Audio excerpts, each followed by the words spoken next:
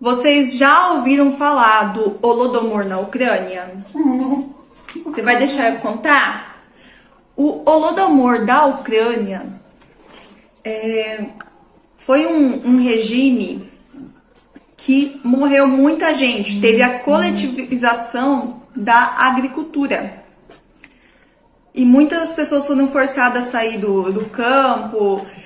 Teve muitos problemas e as pessoas começaram a passar fome. Era no regime stalinista. Ou seja, um regime comunista que matou até umas 12 milhões de pessoas. É uma estimativa de quantas pessoas morreram. E eles contam que acontecia até mesmo de pessoas não poder. É perigoso aparecer pessoas famintas, porque as pessoas, para comer, elas até chegaram a matar e comer cadáveres. Isso foi regime stalinista, regime comunista, que matou milhões na Ucrânia. Além do Holodomor, também teve a perseguição, no regime comunista também na Romênia. Na Romênia, muitos cristãos eram perseguidos, né? Muitos cristãos eram perseguidos. E aí, as pessoas andavam com livros do Karl Marx, com página da Bíblia dentro dele, para poder pregar a palavra sem ser preso. E o mais louco de tudo isso é que, mesmo quando os nazistas encontraram os locais onde estavam acontecendo as torturas, eles ficaram chocados. Gente, como pode? Monstro ficando chocado com monstro. Mas foi isso mesmo que aconteceu. Porque as pessoas eram penduradas de cabeça para baixo, eram obrigadas a negar Jesus Cristo. Eram coisas assim horríveis que fizeram com os cristãos na Romênia. Tem um filme no YouTube, é só colocar lá, Torturados por Amor a Cristo. Lá conta tudinho a história. Esses dias eu postei sobre a queda do comunismo na Romênia, como que foi que aconteceu. Em 5 dias morreram por volta de umas 4.000 pessoas. Regime comunista.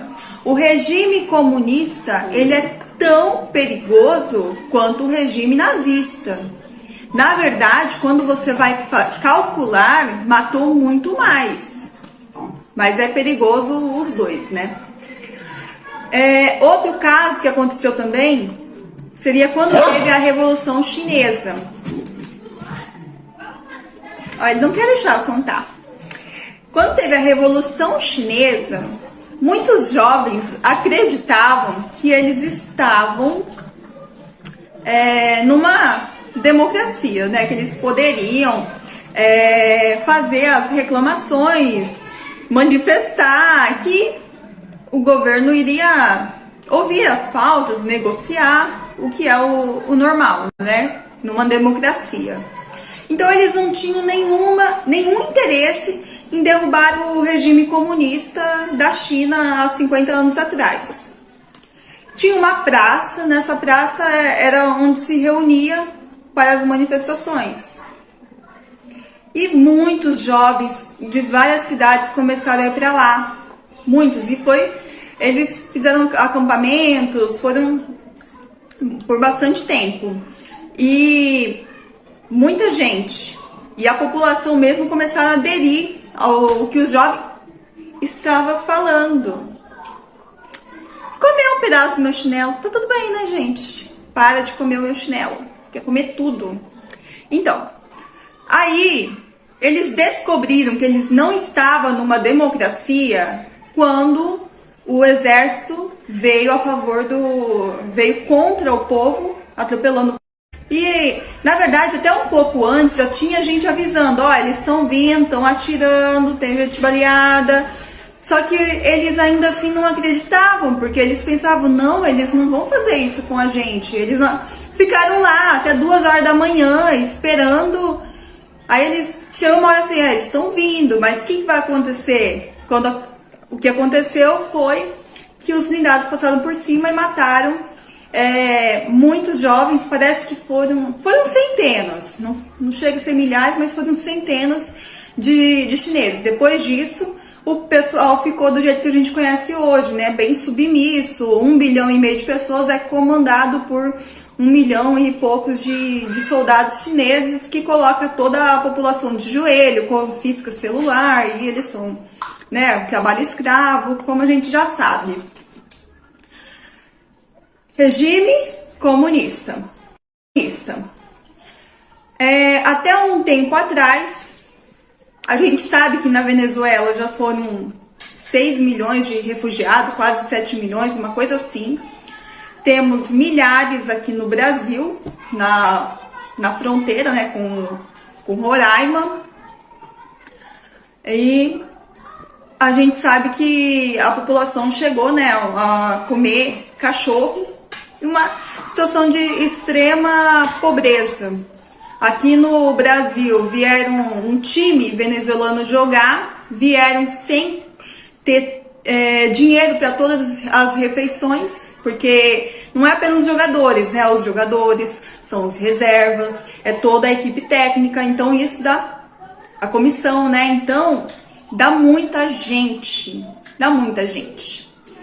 E aí eles tinham dinheiro, eles tinham como comer, mas eles iam ter que passar fome, uma refeição. Atenção para a imagem que chega agora ao vivo para você, 10 horas 40 minutos. O presidente da Venezuela, Nicolás Maduro, reúne-se agora com o presidente Lula no Palácio do Planalto. Vejam aí a imagem. Aí o time brasileiro pagou, comprou pizza para todo mundo e pagou a refeição deles. E eles até se emocionaram, né? Imagina a situação. E a gente também sabe que as jogadoras cubanas, quando iam jogar, elas traziam charuto, traziam as coisas querendo trocar para poder pegar dinheiro, para poder ir embora com dinheiro, e elas chegavam a chorar também com essa situação. Na Venezuela também teve, né, os blindados passaram por cima, eu não me lembro se é da época do Chaves ou se é do Maduro, que passou por cima os blindados em cima das pessoas, o que afugenta muita gente, né? Imagina, você passar blindado por cima, e isso também aconteceu em Cuba, né? Cuba, Venezuela, e isso são regimes comunistas. É para ver como que o comunismo ele é tão perigoso quanto o nazismo. E o nazismo, ele teve aquele ápice, né? Mas o comunismo continua. E aí, não é para comer o meu chinelo. Então, o que aconteceu? Muita gente morreu nesse regime. Na Nicarágua estão perseguindo os cristãos. Eles estão fazendo até provocações. Lá a maioria é católico, não é que nem aqui que tem muito evangélico, católico, não é apenas. Agora lá não, a maioria é católico. E lá o que estão prendendo padres. E as últimas notícias foi que prendeu novamente o padre, colocado bandeiras, parece que é sandinista, que é do lado do ditador, da Nicarágua no caso. E aí, eles colocaram essas provocações e prenderam freiras brasileiras. Essa foi a última notícia. Então, é a história, né? Na história, os comunistas sempre perseguem os cristãos. Días sigamos perseverando en la oración, porque en la perseverancia está nuestra fe en Jesucristo, el Señor e ele sempre oprime o povo. E não é só o cristão, é qualquer pessoa que vai no caminho deles, entendeu? Qualquer pessoa que vire oposição. A gente viu que a principal opositora do Maduro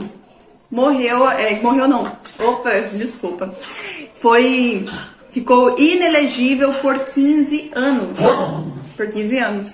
E ela até cobra o posicionamento, né, daqui do ex-presidiário, que está fingindo, né, que a Venezuela não é uma ditadura, e o presidente do Uruguai também se posicionou, porque nós sabemos que a Venezuela é uma ditadura.